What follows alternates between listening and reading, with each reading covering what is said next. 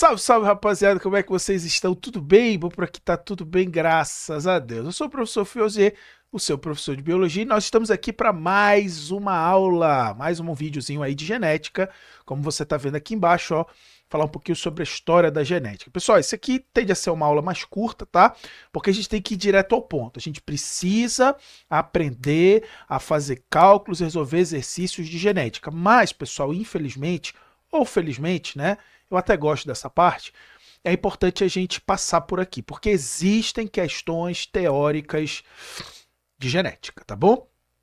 E é nessas questões teóricas, muitas vezes os alunos que perderam, ou que gastaram, perderam não, mas que gastaram mais tempo na parte de resolução de exercício, né? Como é que calcula uma determinada herança, quais são os alelos, a frequência e tudo mais. Muitas vezes negligencia essa aula aqui e acaba perdendo uma questão ou duas questões. E a gente sabe que nesse nível que a gente está, nesse nível que a gente estuda e se prepara, uma questão às vezes é suficiente para te tirar de uma vaga, tá? Então isso não vai acontecer conosco. Então, justamente por isso que a gente precisa passar aqui por essa aula, precisa entender um pouquinho sobre essa história, precisa entender um personagem muito importante dessa história aqui e alguns outros personagens que eu vou trazer aqui para vocês. Beleza, rapaziada? Tranquilo isso daí? Então, sem mais delongas, vamos começar a nossa aula de hoje discutindo um pouquinho sobre a história da genética. Meus amigos,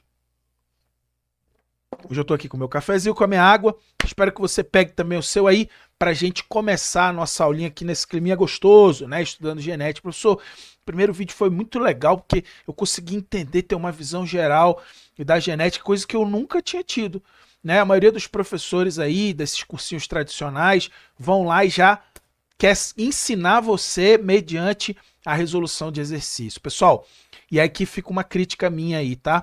A maioria dos cursinhos pré-vestibulares hoje, a maioria, tá? Existem alguns poucos cursinhos, excelentes cursinhos, mas a maioria dos cursinhos pré-vestibulares, sobretudo alguns que eu já passei, eles estão te treinando e não te ensinando, tá? Estão te treinando a marcar um X e não estão te ensinando. E eles estão nadando contra uma corrente. Tá? O que é essa corrente que eles estão nadando contra?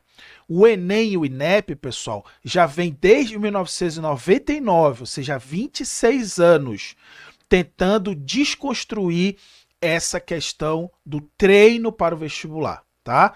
O treino para o vestibular é importante no tocante ao planejamento, a estratégia de prova, a como você fazer uma prova. Isso é muito válido, tá? Por quê? Porque a gente está falando em 180 questões, a gente está falando em mais uma redação, a gente está falando em uma prova cansativa, que exige de fato ali do aluno uma preparação, muitas vezes até não só de conteúdo pedagógica, mas física e psicológica também. Então esse treino ele é importante.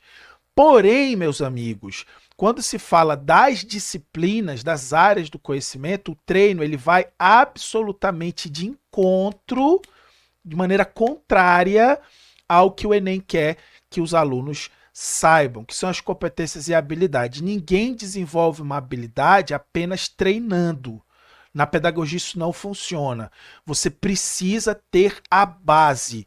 Você precisa ter o conhecimento para construir a resolução de um problema, que é justamente isso que a prova do Enem quer. E o Enem, pessoal, como sendo a principal prova, o principal mecanismo de acesso das universidades brasileiras, ele contamina positivamente todos, eu disse todos os vestibulares do Brasil. Tá?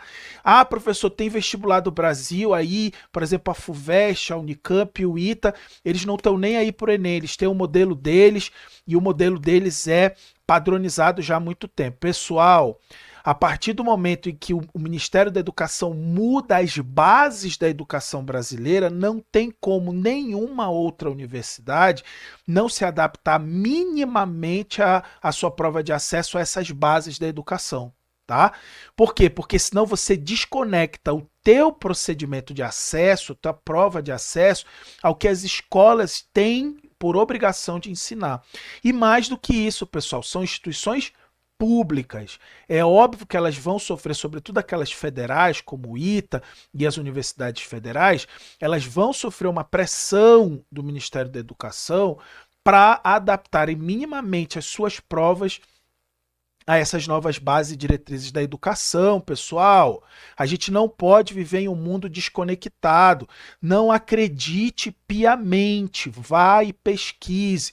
Pesquise até mesmo o que eu falo, tá? Você que é meu aluno, você que me acompanha, você que acredita em mim, tem todo o meu amor, meu carinho e minha gratidão. Mas pesquise até mesmo aquilo que eu falo. Tá bom, pessoal? Busque fontes confiáveis, busque outras fontes. Não simplesmente entregue de mão beijada a tua preparação, teu futuro para qualquer um. Mesmo que esse qualquer um seja extremamente capacitado, tá? Por quê? Porque cada um sabe a sua individualidade. Às vezes aquilo que eu falo para você de uma técnica de estudo, de uma forma de estudar, muitas vezes, pessoal, não é suficiente para você, para aquilo que você acredita, para a tua realidade. Tá? Às vezes eu tô por isso, pessoal, que as minhas aulas aqui no Estúdio Biologia, elas são contextualizadas. E até mesmo você que já domina o conteúdo, você que já acerta as questões, e aí eu peço até que você deixe aqui nos comentários se eu estiver mentindo, tá? Ou se eu estiver falando a verdade, ajuda, compartilha essa palavra com outras pessoas, deixando aqui o teu relato. Muitas vezes até na minha aula, você que já sabe, você que é um bom aluno, você que já tem essa base, que já está há muito tempo estudando, às vezes você descobre algo novo na minha aula. Por quê? Porque eu te trago, não porque eu sei mais do que os outros colegas, não, porque eu uso uma metodologia um pouquinho diferente. Eu te ensino a entender e a pensar a biologia. E muitas vezes é isso que vai te ajudar a eliminar. Muitas vezes não te ajuda, em algumas vezes, não te ajuda a acertar o item, mas ele com certeza absoluta vai te ajudar a eliminar uma alternativa com absoluta certeza. E você sabe, você que é meu aluno, o método FIO, que aí se você quiser, você pode também virar meu aluno, o método FIO, ele te ajuda nisso. É uma das bases do método FIO, é justamente essa certeza no que não é a resposta. E aí, óbvio, que vai ficando mais claro a resposta, tá? Mas tem muito mais coisa no método FIO, você que é meu aluno sabe disso. Beleza, rapaziada? Tranquilo? Então isso é muito importante. E aqui na genética, pessoal, ela se torna esse terror, né, de boa parte dos alunos, porque a genética é ensinada de uma forma errada. Né? A genética, essa ferramenta tão interessante, tão curiosa, tão essencial, tão vital, ela na maioria das vezes pelos cursos, ela é ensinada de uma forma errada. E muitas vezes a culpa não é nem do profissional, do professor, que gostaria de aplicar o método dele, mas ele precisa estar enquadrado dentro de um produtinho, né, empacotadinho dentro de um produto cujas diretrizes é o próprio curso, a escola, o curso que determina, né? Então, a gente precisa ampliar essa discussão, tá? Para que as próprias escolas, os próprios cursos e os profissionais possam debater o ensino não só da biologia, mas das outras disciplinas, será que o que a gente está ensinando dentro de sala de aula é justamente aquilo que os cursos, que os vestibulares, que o Enem, que as bases da diretriz determinam? É isso? Se for, vamos seguir. Se não for, o que a gente precisa fazer? A educação, ela é feita baseada na discussão, rapaziada. Precisa se discutir. Alunos, muito importante ouvir os alunos, professores e empresas, escolas, enfim, ministério e tudo mais. Tá, pessoal? Então, por isso que aqui no Método FIO, aqui no Estúdio Biologia, eu consigo ter essa liberdade de trabalhar esse conteúdo de uma forma que eu acredito que é certa aí, depois desses 19 anos de carreira fazendo isso, ouvindo e também errando muito. Todos os anos eu erro muito, às vezes testo uma coisa, não deu certo, mas eu vou sempre melhorando e eu tenho certeza que os meus colegas professores, escolas e cursos também fazem isso e é importante a gente ampliar essa discussão. Beleza, rapaziada? Mas vamos lá então para a história da genética.